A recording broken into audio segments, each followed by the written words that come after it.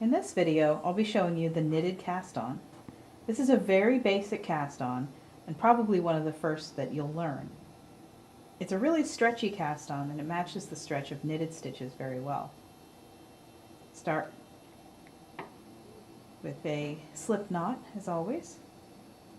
Now in a knitted cast-on, essentially what you're doing is actually knitting into the existing stitches to create the next cast-on stitch.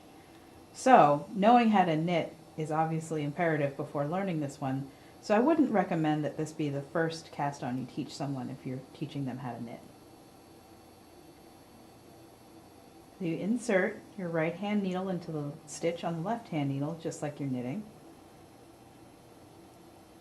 and knit into that stitch, and then you slip that stitch onto the left hand needle. So you have sort of a Y shape between the two stitches here. But when you do the next stitch, which is made in the exact same way, that'll go away and the Y shape will sort of move up the knitting. And it's really just that simple. You just knit into the stitch just like you would normally knit.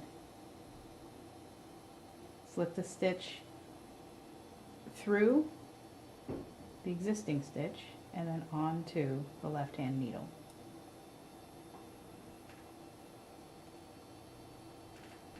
And what you end up with here is a perfect row of knit stitches to begin knitting into, with just a little bit of a sort of a rolled looking edge on the bottom.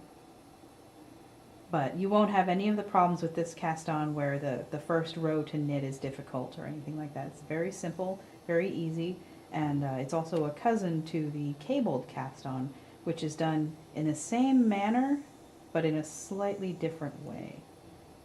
So that is the knitted cast-on.